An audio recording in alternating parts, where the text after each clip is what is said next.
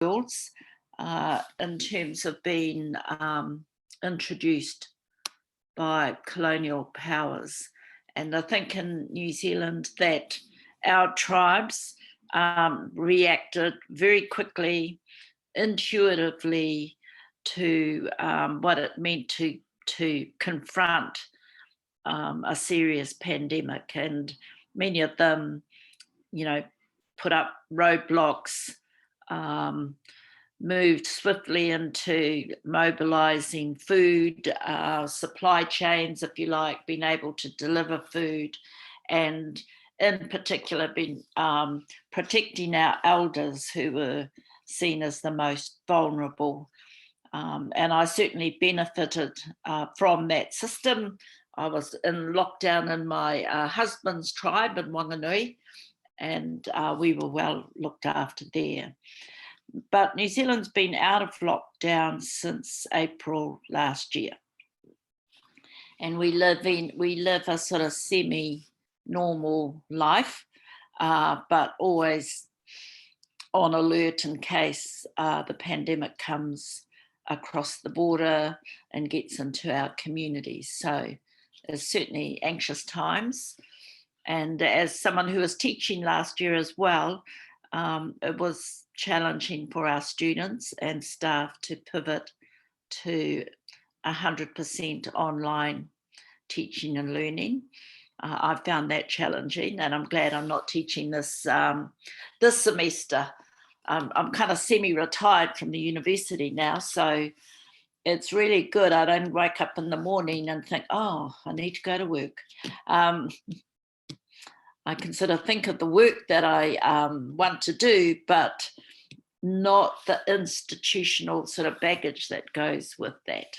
So that's a very long introduction, but I just want to acknowledge everyone, and it is lovely to see your faces.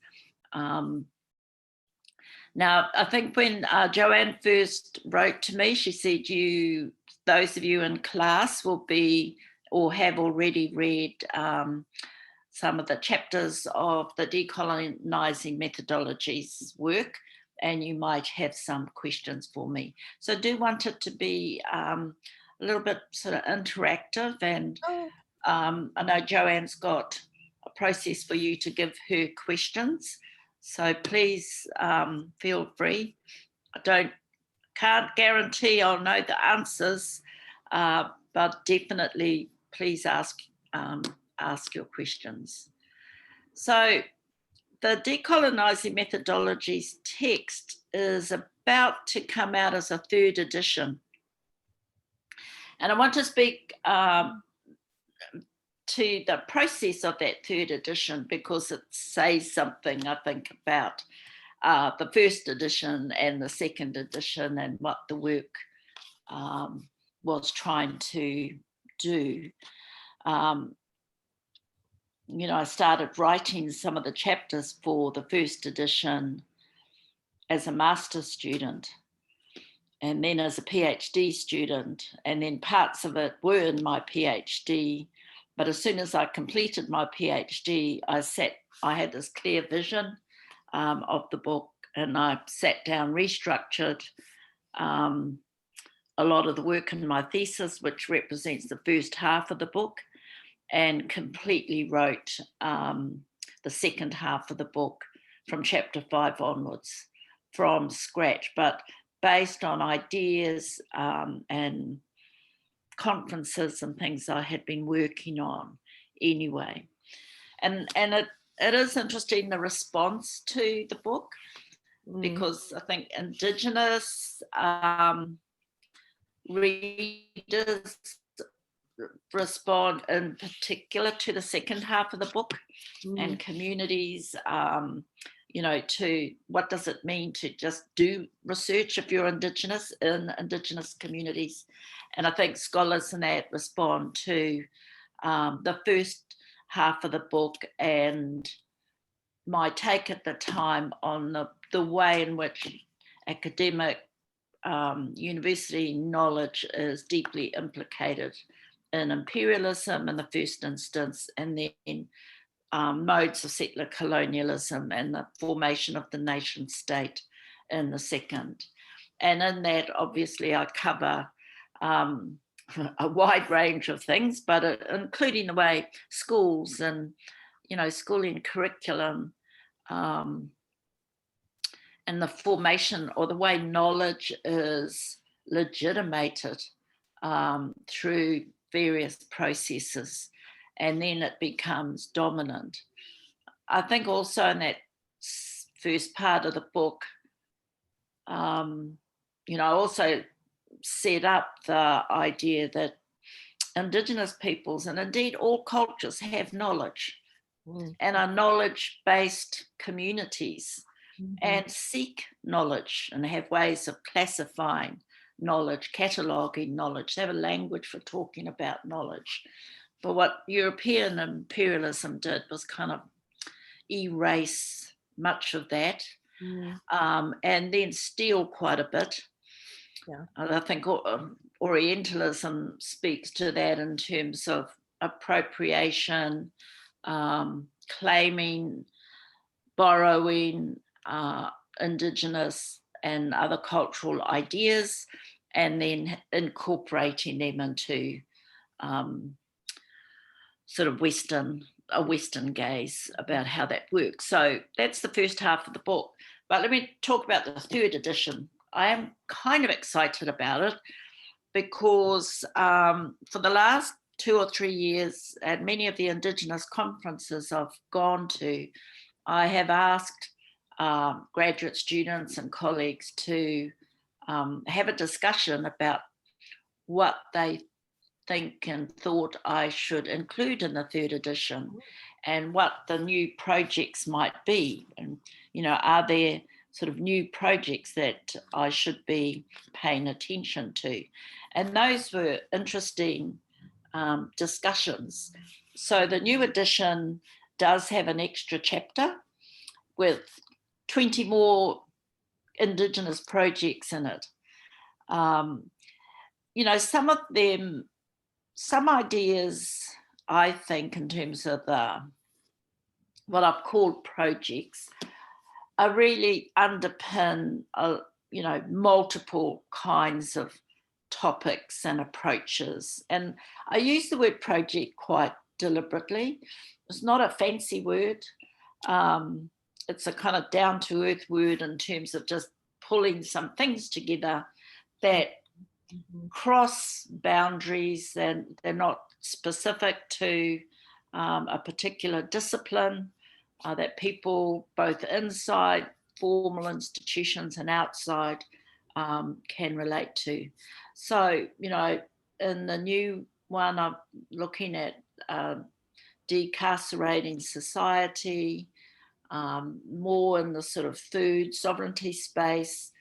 I mean, there's some wonderful work that Indigenous communities and Indigenous scholars are doing. And that chapter starts to acknowledge the breadth of scholarship that now exists that was kind of really challenging to find when I did the first edition. I mean, a lot of it didn't exist. What did exist was often hidden. Colleagues found it difficult to publish, and it was really hard for me sitting in New Zealand to find many of those resources. The other new element of the third edition is I asked a few younger scholars, Indigenous scholars from around the world, to write an 800-word introduction to the book.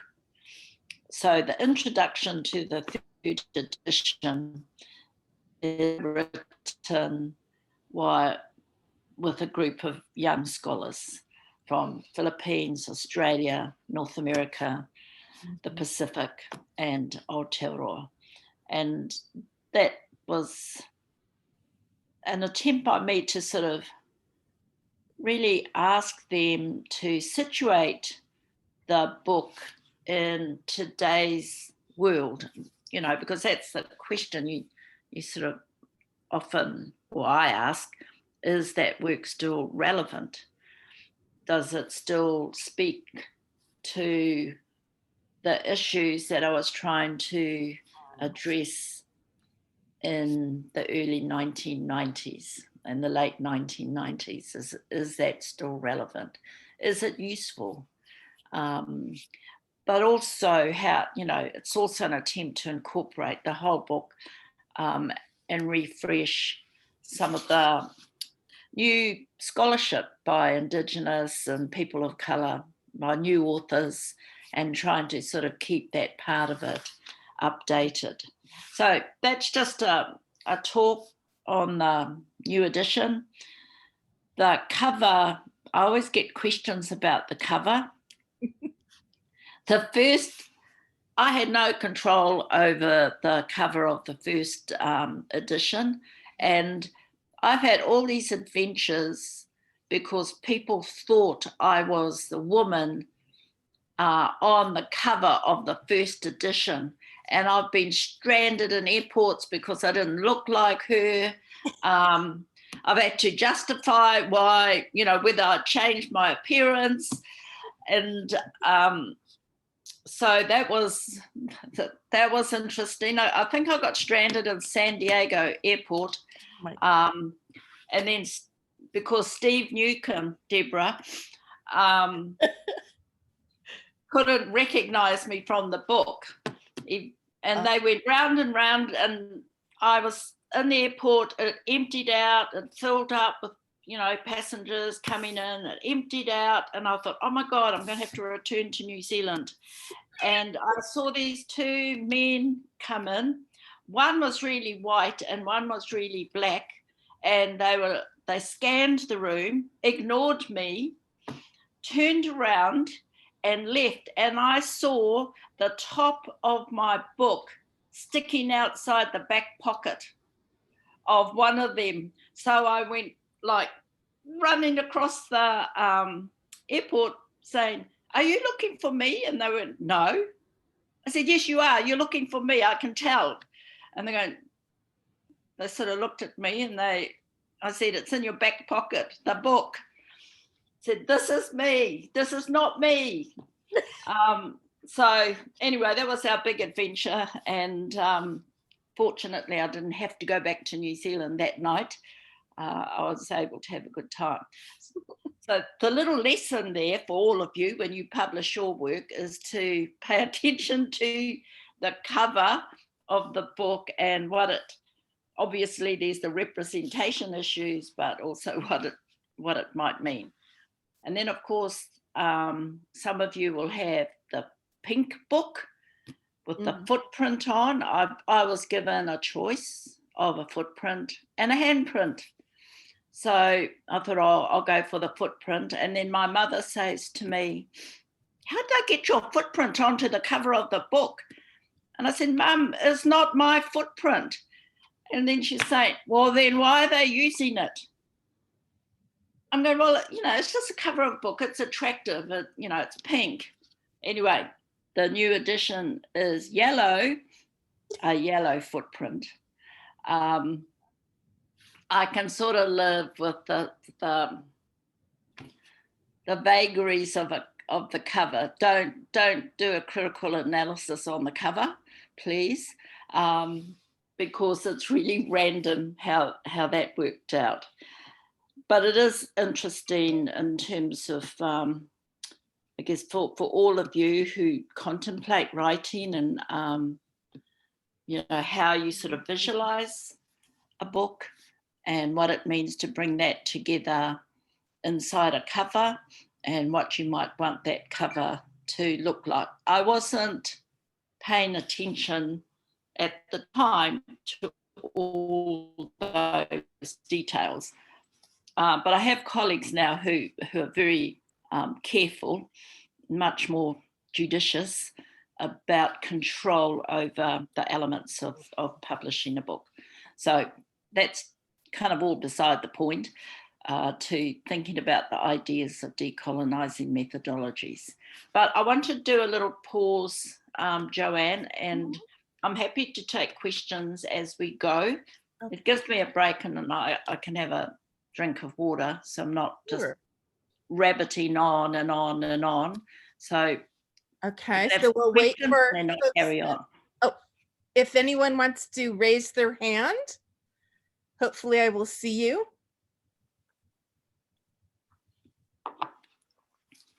Otherwise, I will call on people. I will call on students, and they hate that.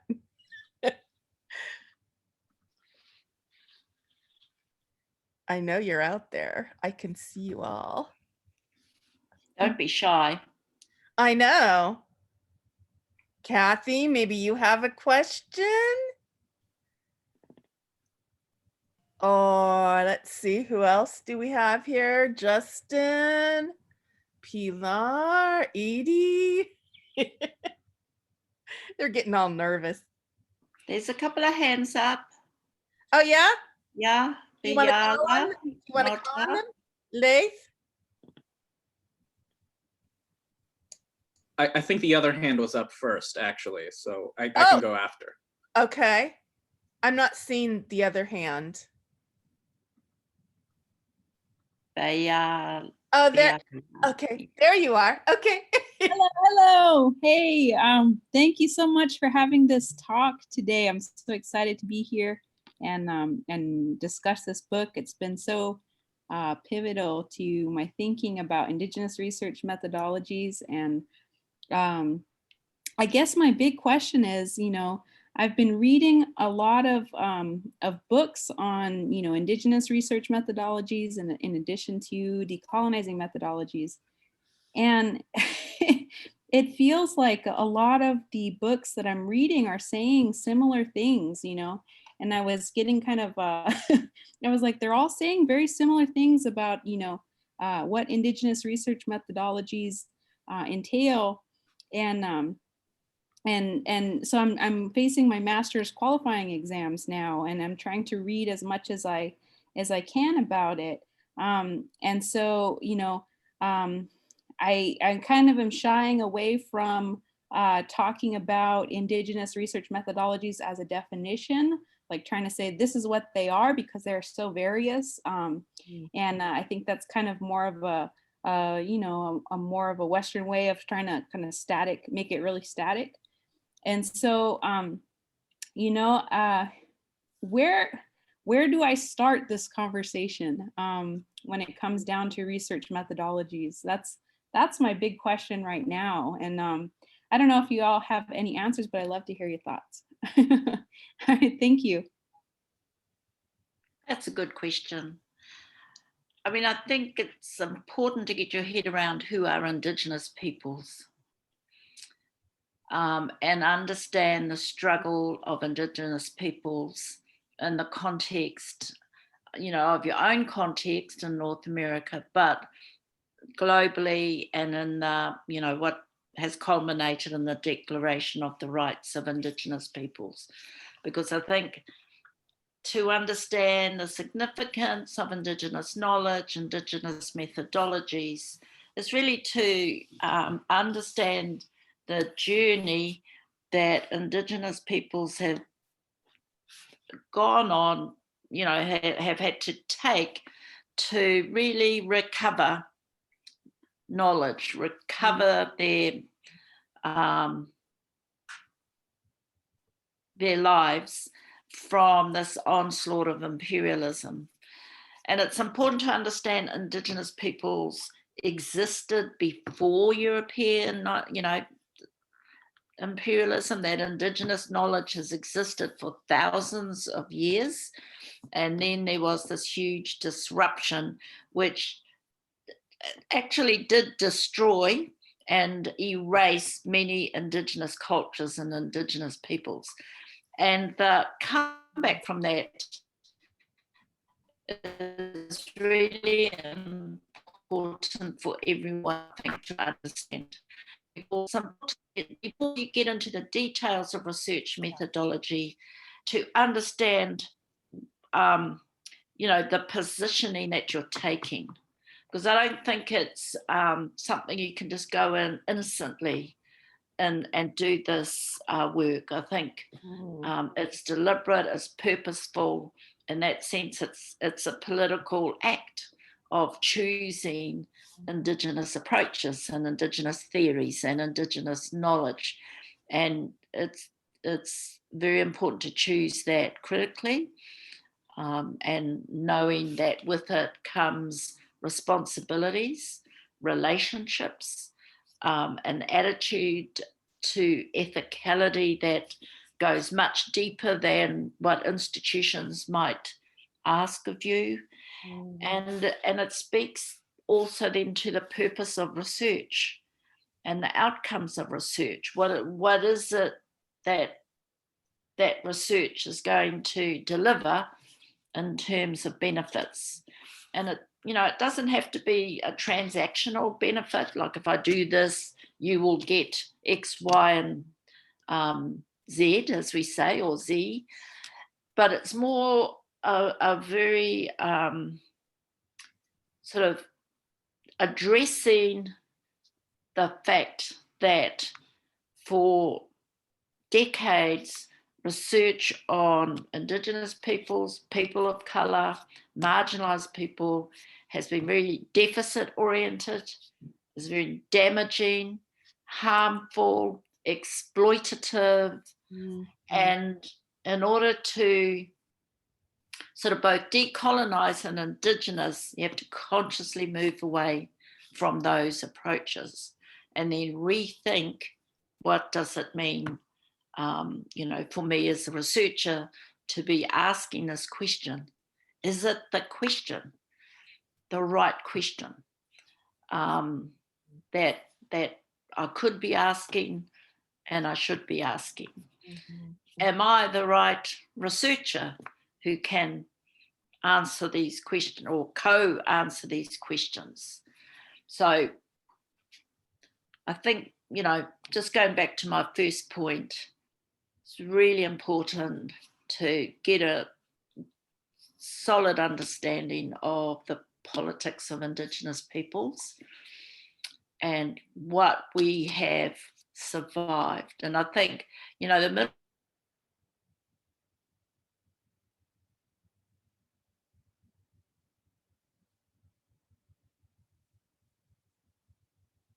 possibility of researchers and Indigenous research to be working proactively in support of Indigenous peoples. Now, I think that's really deliberate, because you can be an Indigenous researcher doing, practicing values and being respectful and ethical in that, but not really conscious of what it is you're trying to contribute to. So I think those are kind of important steps to take. Thank you. Wonderful. Thank you. Leith. Hello. So in I think the second chapter of Decolonizing Methodologies, you talk about how Western research and essentializes societies to, I guess, certain like stereotypes or certain representations. And those of us in graduate students here for the AIS seminar, we just started this class, but I've taken a class in my undergrad on Indigenous methodologies, and a lot of the introductory texts we read were very like pan-Indigenous on a national or even global level. And I'm just wondering if like you kind of view that as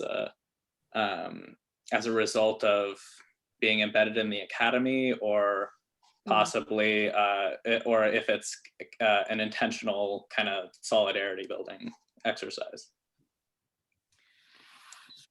I think it's intentional, and I would sort of refer to it more as a kind of scaffolding approach that we've all used to try and rebuild ourselves, to build a community of Indigenous researchers, to build a knowledge community so that we can discuss these ideas.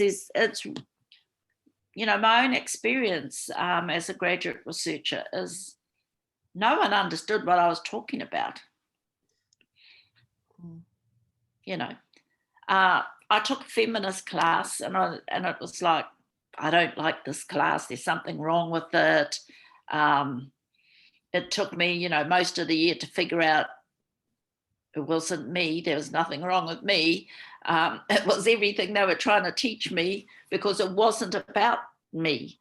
And so, you know, when I look at those early texts around Indigenous methodologies, there is a sense that they are building off each other. And we've got to be honest and frank. Writing a book about methodology is just not a sexy thing to do. You go and look on a bookshelf and look in the library on books on methodologies, and they are overwhelmingly boring and usually very technical. They're technical books. And to try and enter in that space with a completely different set of ideas about what it could be is really challenging. And,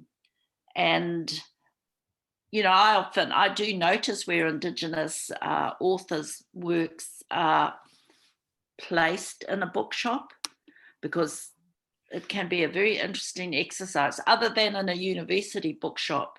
You know, they're often on the bottom shelf, hidden away, in between sort of multiculturalism and, you know, a little bit maybe of social justice work.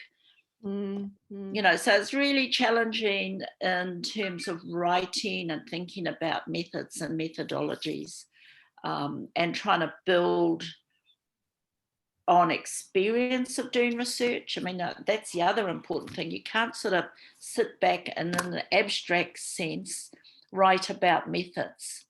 I mean, I think, you know, my work, and I know the work of others, it's based on the fact we've tried to do research, and we do research all the time, and we learn things all the time about what works, why it works, what doesn't work, how things work in these contexts, not those things. I mean, what makes, to me, research exciting is you're constantly challenged, you're constantly learning, and it forces you to really think and reflect on, you know, what is it you're trying to do here? What is the best way to do it in terms of a method? And could you have done it better? You know, if you thought about a different way of you know, interviewing in that. And so I think there are some common threads in Indigenous research. One of the more powerful ones would be storytelling. I think if you can go across the world and different Indigenous contexts, the power of storytelling, of telling our own stories, to me, that's a significant methodological theme inside Indigenous research. Another methodological theme would be the concept of relationality, of building relationships, sustaining relationships, understanding that they're the core, not just of how many Indigenous philosophies are understood, but for a researcher, it's a critical part of practice, that you understand and learn that relationship building and relationship sustainability is what keeps your reputation as a researcher alive. You know, if you're not very good and if you offend communities, they will talk. And whether you're an insider, there are different sets of consequences for that talk. Doesn't mean to say they won't talk about you if you're insider. In fact, they'll talk about you even more. Probably moan to your parents or your cousins down and aunties down the road. You know, so there are different ways in which consequences are experienced in terms of your actions. And I just to me, it sort of forces a kind of ethicality. We really have to think about what it means as a researcher to be part of relational networks. You know, you're not just a objective fly on the wall researcher. You're a relation.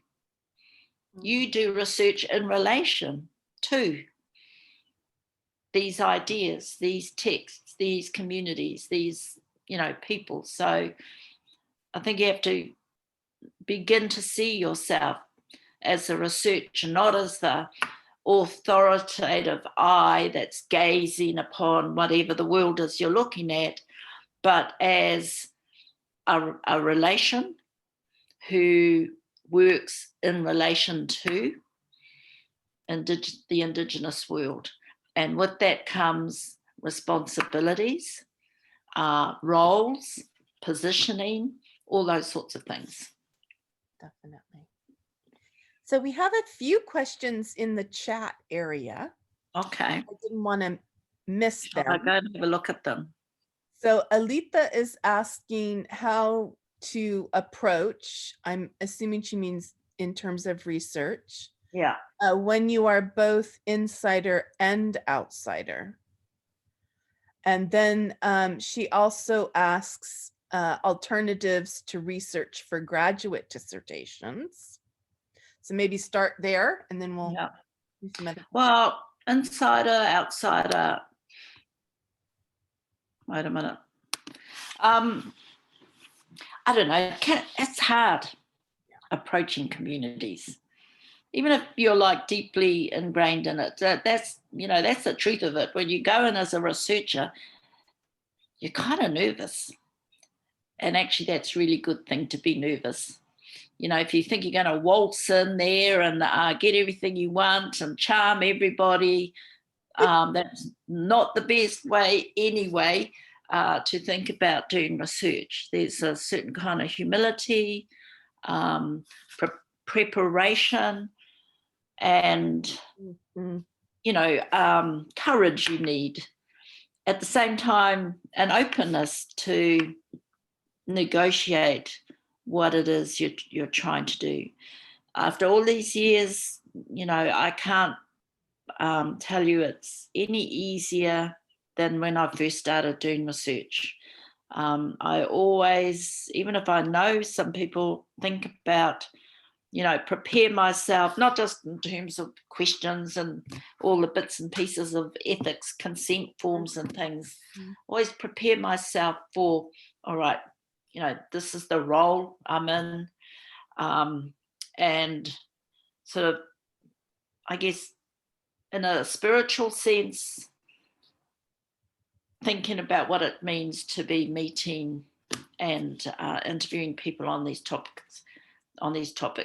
A lot of it is because at the moment, the last few years, I've been doing a lot of research in trauma-informed care, working with trauma space, currently on a big project in relation to family violence, domestic violence. So to me, it's an incredible honour that people agree to talk to me about these difficult subjects.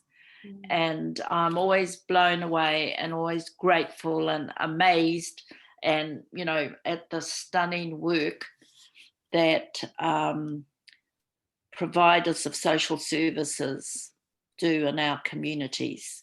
So is it easier to be an outsider?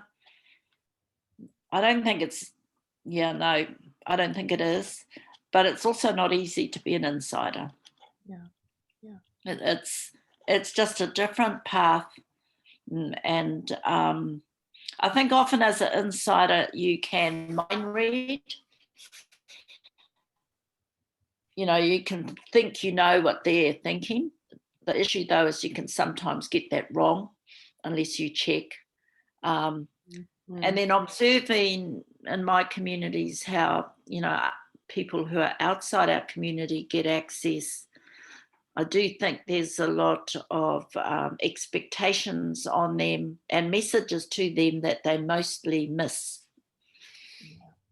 You know, they don't necessarily hear the messages that they're being given until maybe 2 or 3 years down the track, and then they get the message. Yeah. So the other one was about Oh, alternatives to research, was it? Alternatives to research for graduate dissertation. So I don't know if Aletha, if you're still around and want to clarify a little bit. Yeah, sure. Can you hear me? Yes. Yeah. Oh, hi. Hi. I'm so happy to be here. I'm actually a student at Prescott College, but I'm so happy and grateful. Thank you. So I just wanted to know, like, okay, if I have to do my dissertation at some point. I'm in my second year of a PhD in educational sustainability education. And but I'm originally from Trinidad and Tobago, but I live in Hawaii, but I go to school in Arizona. So, and all of those things influence my thinking, right? So yeah, like sometimes I think maybe research is not what's needed, but something else is needed. So I'm just still thinking about, you know, what kinds of things I'd like to do. I do filmmaking as well, so I'd like to incorporate that somehow, but I just wanted to get your thoughts on that. And thank you so much for being able to answer this question. Thank you, Aletha. That's an interesting question. Yeah. I think it does depend on the institutions you're at, what the expectation of a dissertation is. So, and then, you know, in my institutions, dissertations are making a contribution to knowledge, which is why the research component is considered important. But there's a wide range of what counts as research. So, for example, we've got a whole pathway of creative practice students who complete PhDs in creative practice. And their research is about their practice. And they do a dissertation, but they also complete a set of creative works, which they, you know, negotiate, and which there's a relationship between the creative pieces they produce and the dissertation they write. There are those who, you know, work in creative fiction space. It's the same thing. They're what they produce might be a novel, but they also produce this smaller dissertation which talks about the practice and the ideas that went into making decisions about the novel. There are also examples internationally of work-based doctorates where these are essentially in various industries where people study for a doctorate based on the kind of work that they might do. It could be in technology, farming, you name it. We don't have those in New Zealand, but I do know they exist in other parts of the world. So there are different kinds of expectations that institutions have. I mean, the thing to ask is, does the word dissertation mean anything outside institution of learning? And I think the answer is no. You know, dissertation is a specific idea that's linked to a learning institution that accredits you through a dissertation process. Yeah, definitely. So we have a hand up from Naomi Floyd. Hello, hi. So I noticed in chapter 1 where you talk about like the 4 main ways in which Indigenous peoples are articulated. I was looking at the section on writing theory, and what stood out to me was the part where you said like I'm arguing that theory at its most simple level is important for Indigenous peoples. At the very least, it helps make sense of reality. It enables us to make assumptions and predictions about the world in which we live. So I just wanted, just from your own words, like, how do you personally like define theory? I just want to know from your point of view. Mm-hmm. Well, those were my own words when I was thinking about theory.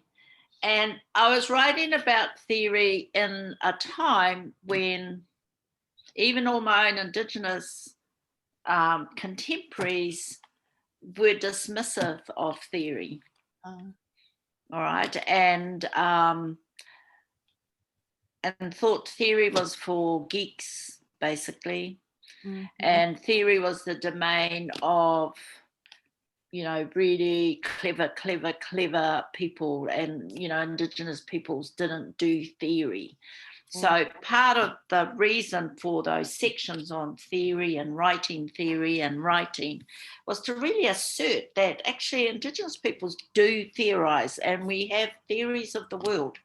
Our entire cosmologies, our philosophies of life, of how to live a good life, those are all theories of how to live.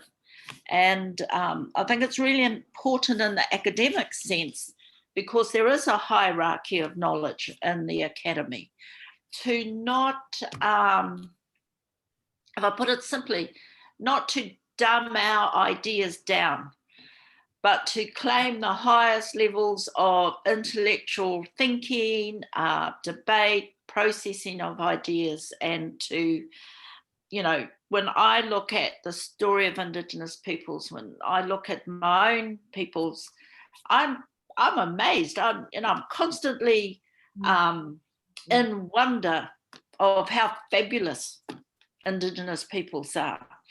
And what amazing thought processes, what amazing frameworks and concepts, and, all of those things. And to me, that's the stuff of theory. But also, as someone who essentially trained in the field of education and in health education, there is so much rubbish theory about us. All right? Decades and decades and decades of theory, which is crap. And I think we kind of owe it to contest that theory and to develop Indigenous ideas that account for who we are and why we are, and those sorts of things. So, what kind of theories am I calling crap? Well, intelligence theories, you can start there. They're based on the whole eugenics movement, which is based on racial superiority. Theories about where we came from and how we got to be who we are.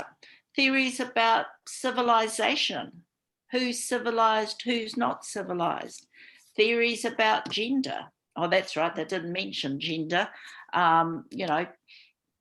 So I just think your work, what you do, what I've tried to do is theorize, make sense of our realities, our challenges, our histories, our stories, our worlds. And, I just think theory, making theory, writing theory, thinking about theory, engaging in theory, that's good practice. That's how we think. Yeah. Thank you. That was great. Oh, sorry. I was just saying thank you. No, good. So there's another question in the chat about the role of language, Indigenous language, in Indigenous methodology. Yeah, very important, because in the language is often the method. Especially in, not especially, in every language, in the concept is the method, and the idea that's in the language is the sort of the story of the method, if you like. So the more I think Indigenous scholars are fluent in their languages, I think the more we will see specific methods that are coming out of specific language and cultural contexts. I mean, I see it here in the Māori world, where there's hundreds of methods now, which are all based on a concept. You know, there's a welcoming ceremony, a pōheri method. There's a hui, or a gathering method. There's a wānanga method. So in our language, social processes that help us think about methods, because it is a process. Yes. So Justin has a question about, can you give any examples where relationship building has gone well and when it hasn't? I'm alive because most relationships have gone quite well. But do they go belly up? Yes. And I've had to sort out relationships where I wasn't the researcher, but I was brought in to sort out relationship problems. And, you know, often they could have been sorted out much earlier.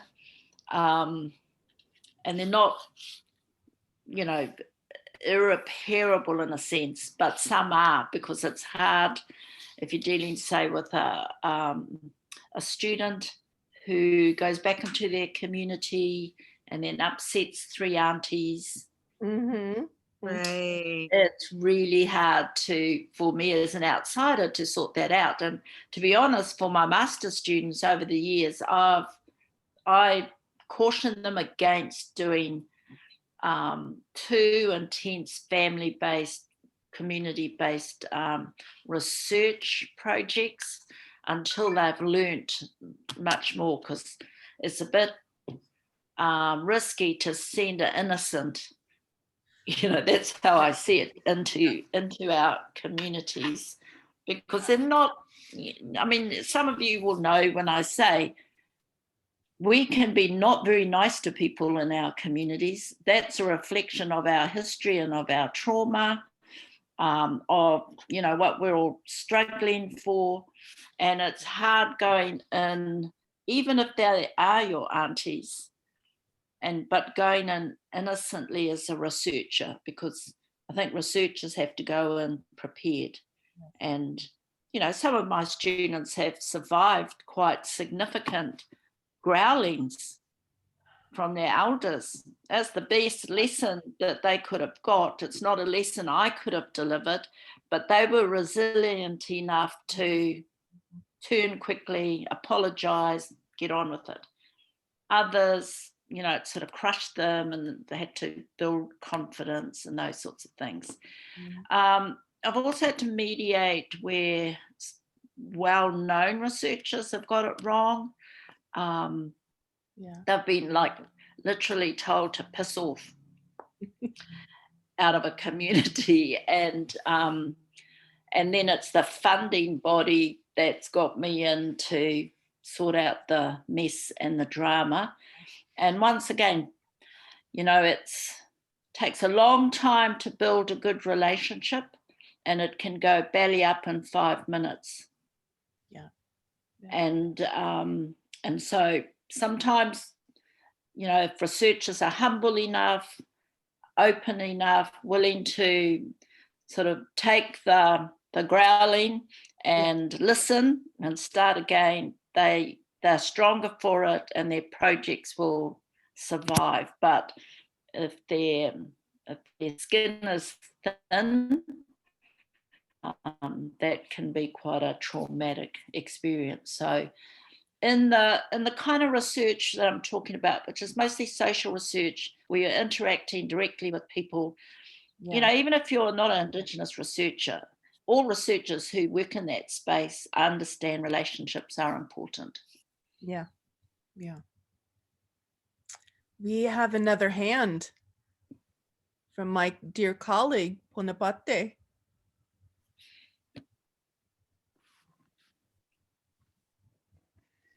And hi, Linda, and Hello. thank you for sharing this space with us.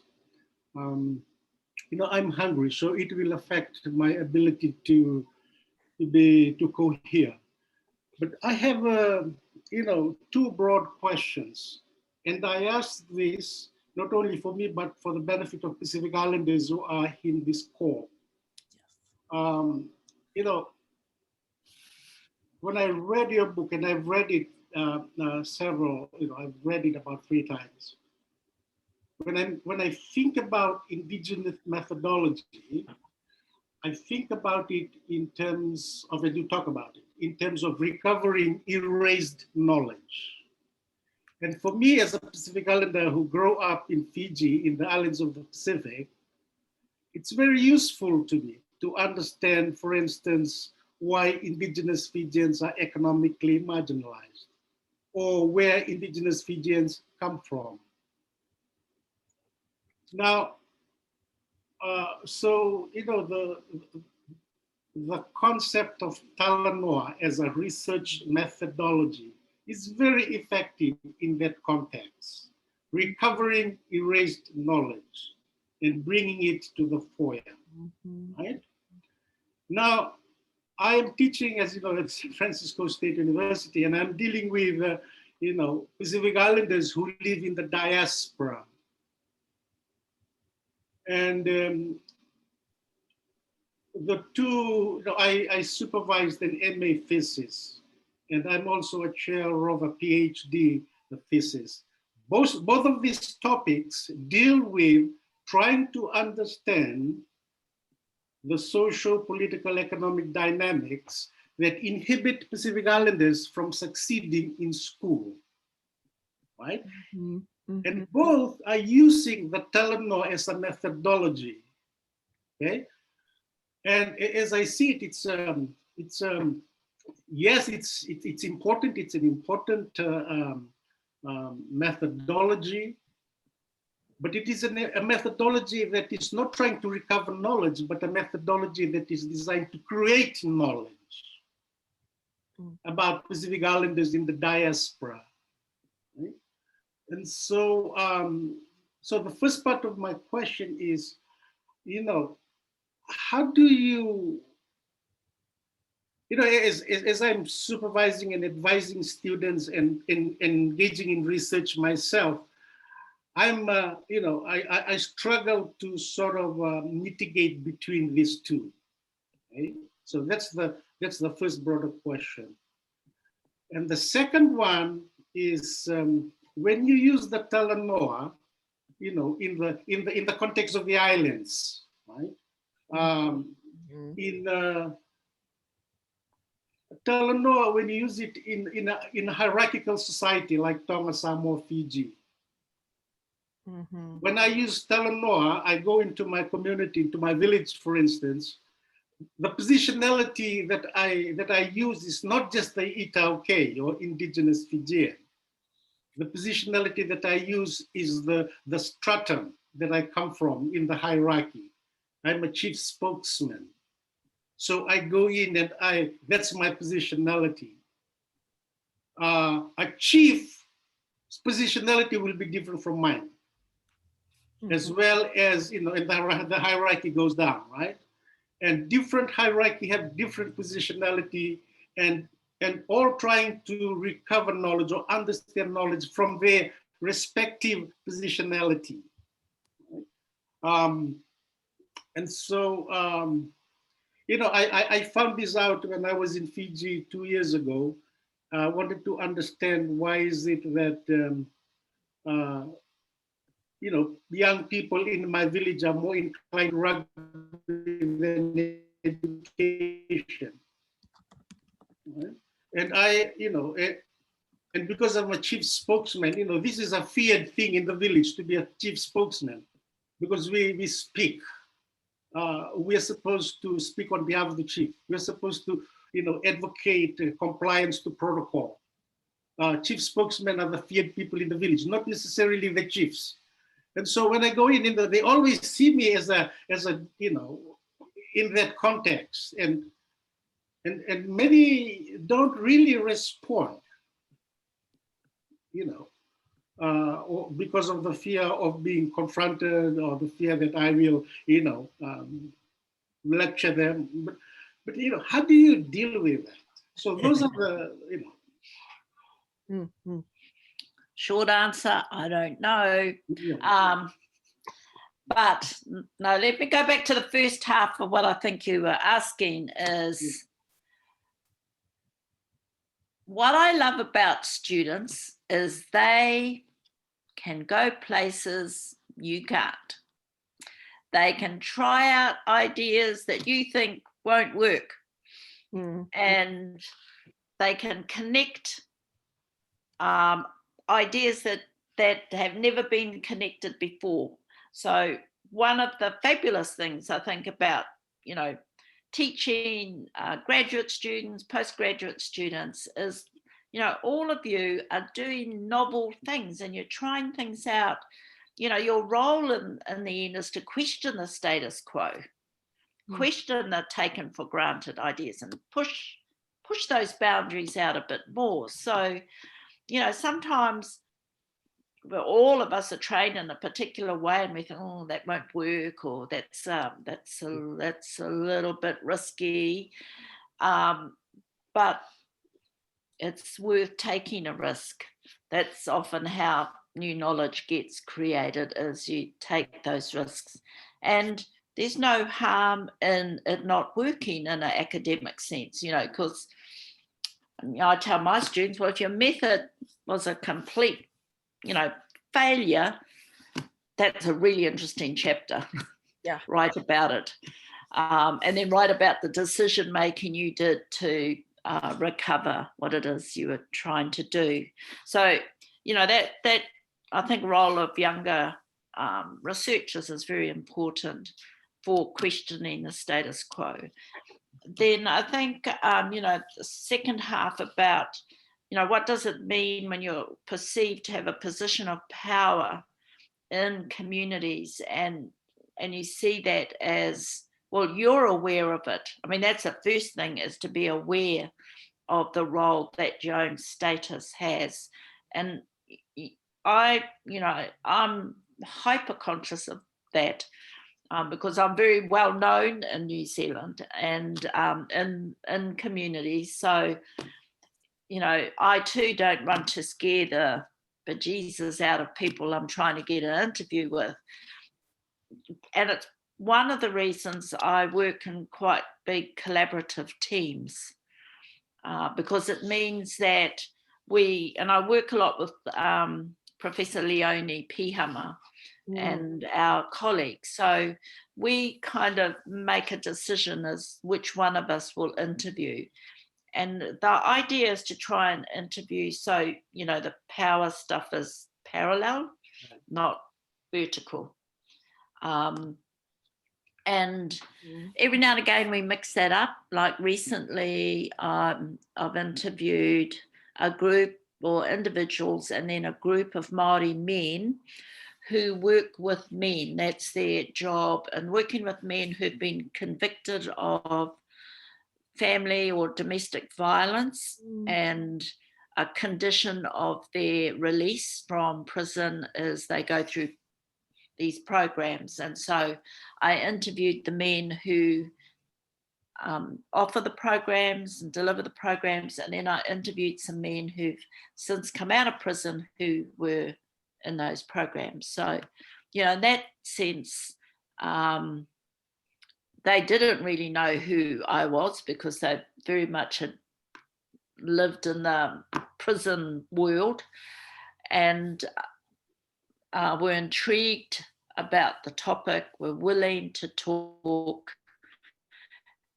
And I approached them in the sense, not seeing, the men as convicted of domestic violence, I saw them as brothers, uncles, cousins, nephews, you know.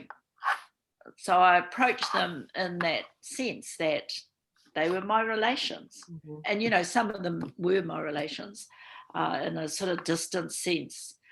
And, you know, we spent quite a bit of time sharing genealogies and experiences. And in our world, it goes like, oh, do you know so-and-so? And I'm going, yeah, I know so-and-so. And then it was, oh, what about so-and-so? Yeah, I know them. And no, I don't know them. And you sort of bit by bit tentatively build this little circle of shared knowledge, and use that to then talk about really what, you know, my questions are quite intrusive, but the first step, I think, is having people willing to share, having people willing to talk about those things in an open way, and having them willing to trust you. And there's a lot of work that goes into achieving that. And, you know, sometimes I think, well, you know, maybe someone else could have got more out of that interview than me. But I was the person on the spot. And I just think that's an ongoing, that comes with the territory of doing research. To be honest, none of us are perfect in any particular thing. We're all trying to be the best we can be. Thank you, Wendy. Thank you so much. So we have a question from Risako, I believe is the name. Decolonization is emotional, which can be also unsettling. How do you maintain decolonization as a practice of healing and empowerment for yourself and Indigenous peoples? That's an interesting question. Well, because colonization was also emotional. It impacted on our emotions. It reframed our emotions. And in its harshest sense, it told us which emotions we were allowed to have. You know, so we have to do a lot of unpacking to understand our own responses to the story of colonization, and then therefore the work of decolonization. It's, you know, it's not for, well, let me back up a bit. So one of the things that as individuals, I think we owe it to do for ourselves is to really address, think about how we address the traumas that we know are in our own biographies, in our own stories, in our own tribal histories, the histories of our people. And, you know, that you can't do that in a 3-week course. It's a journey of discovery and of forgiveness often, or a journey of discovery and the exercise of compassion and love. Because I think until we've worked on ourselves, it's hard to then work on some of these other bigger questions around decolonization, because it's true, it is not for the faint-hearted and the fragile. It is political work, and it can knock you about. And often, you know, depending on your role, there's a price to pay for talking about colonization, for talking about the need to decolonize. And many of you will know this, for addressing racism, for example, for raising it in certain contexts, you know, and many of you will know, you've got to do that thing in your head. Do I say it? Do I say it? Do I say it? Or do you let it pass? You know, so you're often making these decisions all the time about how you engage emotionally. Do you use emotion? Because the other thing in the academy that we get is if I sort of push a point, then people say, oh, you must have been really angry. No, I wasn't angry. That's just wrong. It's got nothing to do with being angry. And then now I'm getting angry. But it's always this sort of sense that when Indigenous people and people of colour want to, argue or put a different point of view, is their position as being emotionally out of control or immature, like children. We can't control our anger. So just the ideas about colonisation, emotion, decolonisation need a lot of unpacking. And as I said, you can't, look, I've been doing this for decades and I don't have an easy answer. The fact you're thinking about it is good. That's good. And I think it's being aware all the time of the way our emotions are constructed. Mm-hmm. Our emotions, especially the English language, gives our emotions names that may not really suit our emotions. And I'll just give you one sharp example. It's not so much an emotion, but there's an expectation of a behavior, and that's around the concept of remorse. All right, remorse. In the context of the justice system, criminal justice system, many of our men who are held up for violent crimes are often seen as lacking remorse, right?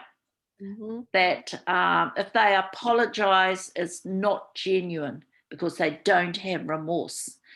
Well, that's a really good example of real cultural dissonance, because culturally we don't demonstrate remorse in the way dominant white culture does. So when our men shut down, right, when they don't say a thing and their shoulders come down and their head comes down, that's remorse.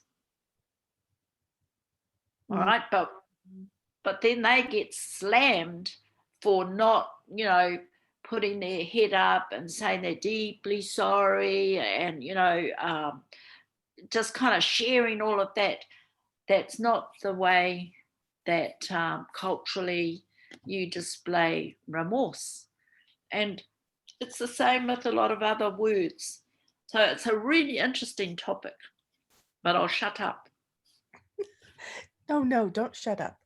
I wanted to just invite anyone. We have just a few more minutes. So any of the students or anyone who would like to raise questions, ask a question, make a comment.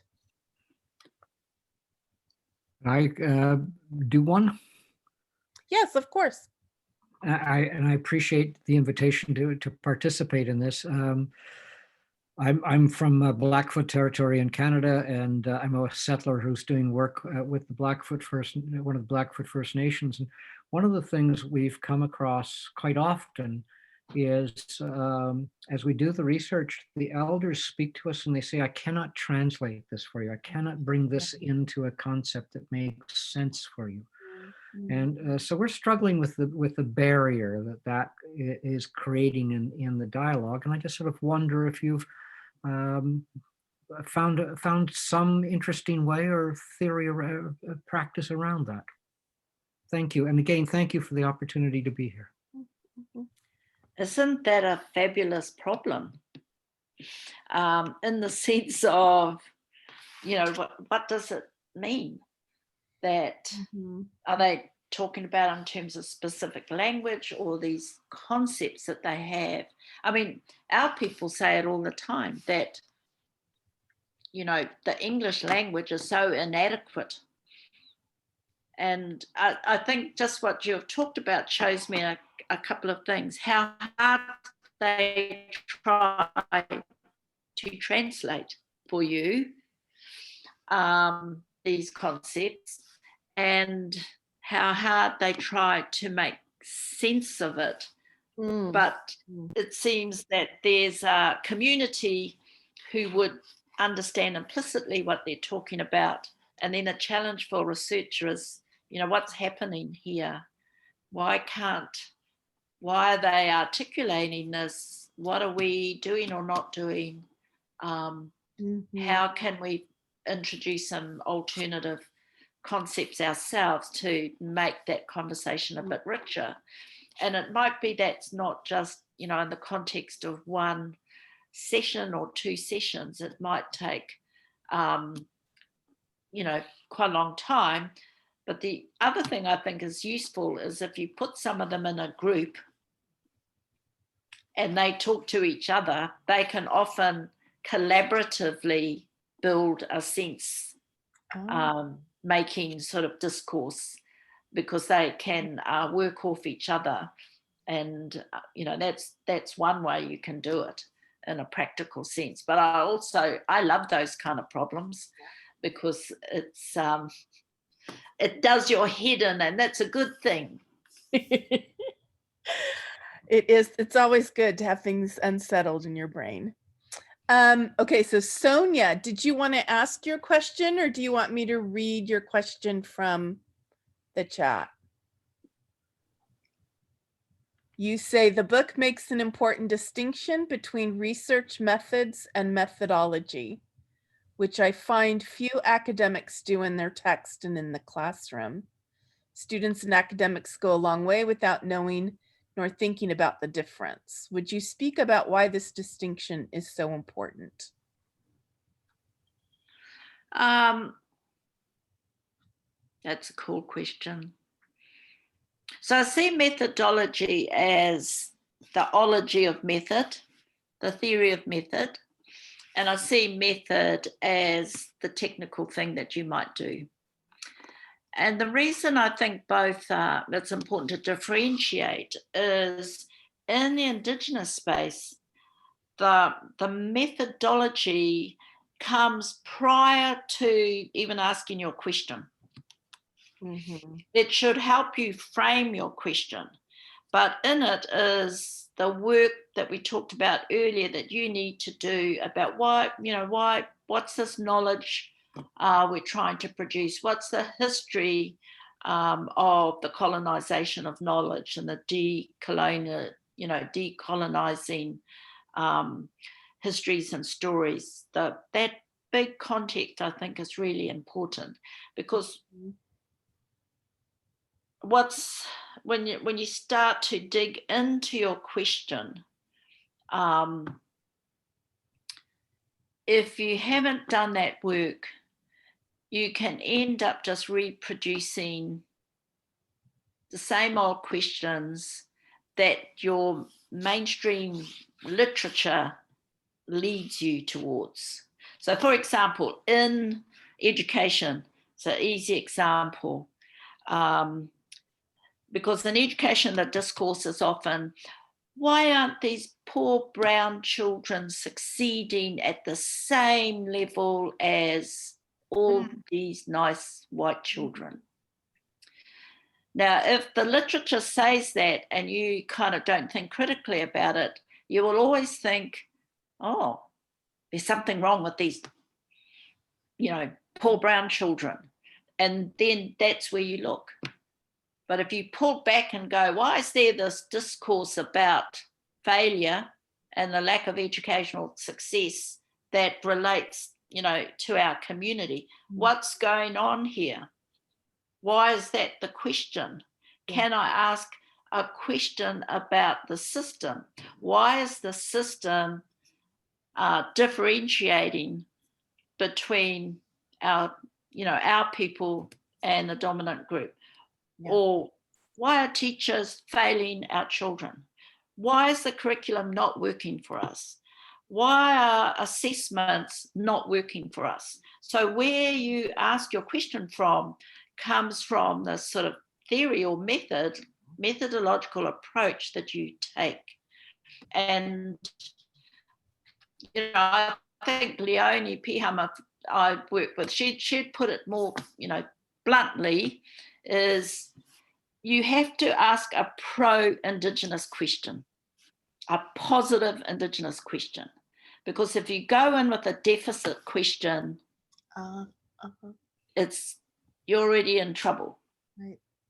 Because the question will lead you to a certain set of methods and certain set of solutions. And ultimately, it kind of leads you to have a particular kind of gaze.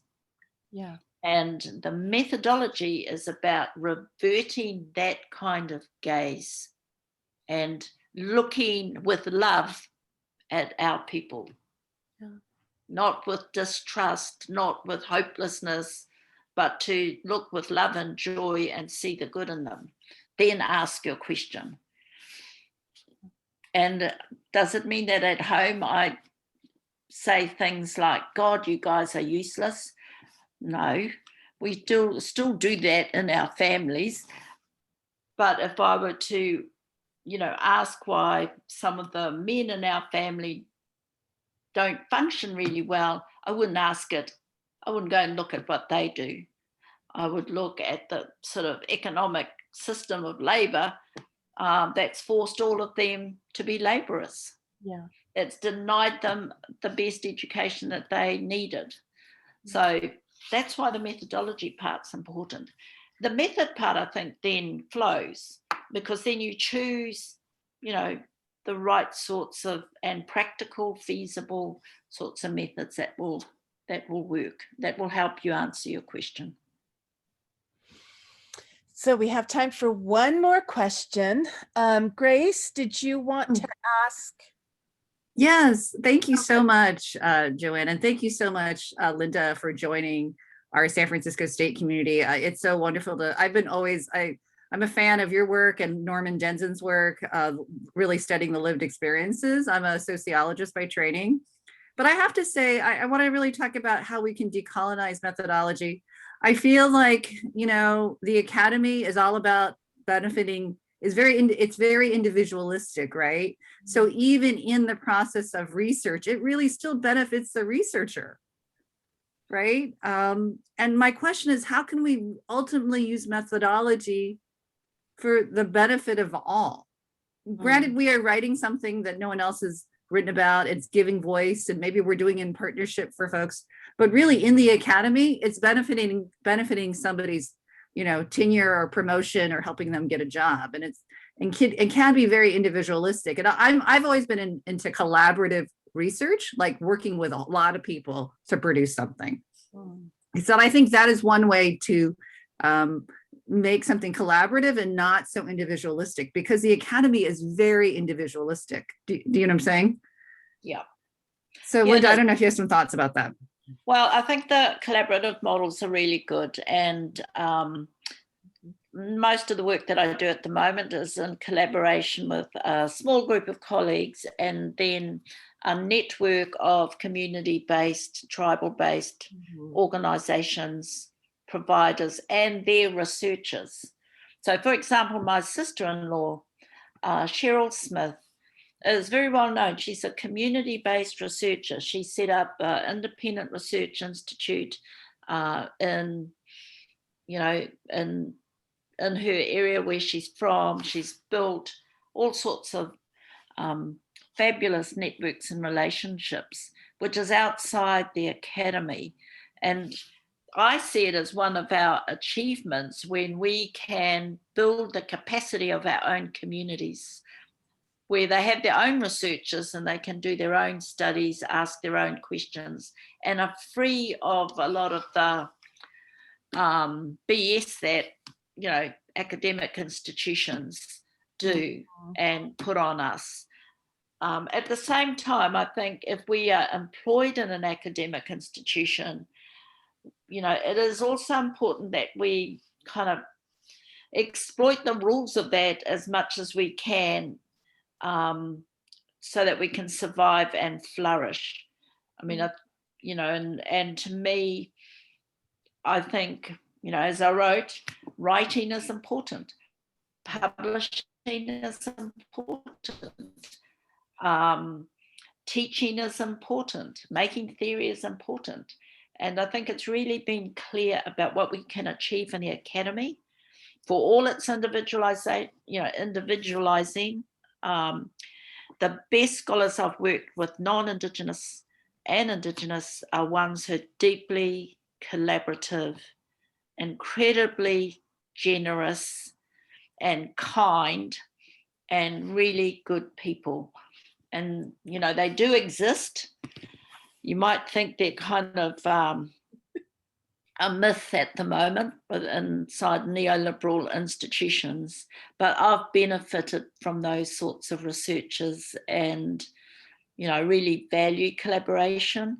And to me, you do a mix of then collaborative writing, individual writing, community-based work where your work will never get published, but you're writing for them.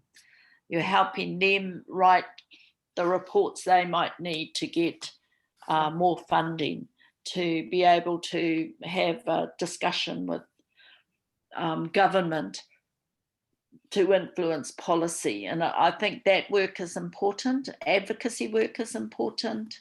So it's not just, us pursuing an individual career. I think we can do that plus a whole lot of other things. Definitely. I just want to say, Linda, I think we're trying to do that in the College of Ethnic Studies, is bring other people with us, and it's not just this individualistic enterprise. Yeah. Definitely. Well, Linda, I don't know if you're reading the chats and the thousands of thank yous that are flooding in for your time and words, your stories. Is there anything in conclusion that you would like to share? Any final thoughts or? No, just I guess my final thoughts are just to hope you're all well and looking after yourself, and there's some kind of hope on the horizon for, getting vaccines and getting some kind of regularity back into people's worlds. I won't call it normality, because normality wasn't that good for lots of people anyway, but to get a kind of security, stability back into your lives. So just do hope that you are keeping yourselves and others well. Well, again, thank you so much for your time. And as always, just learned so much from your work. And I know the students are very grateful for you making time for them. And we look forward to further conversations and work together. So just to answer everyone's questions, the recording will be up as soon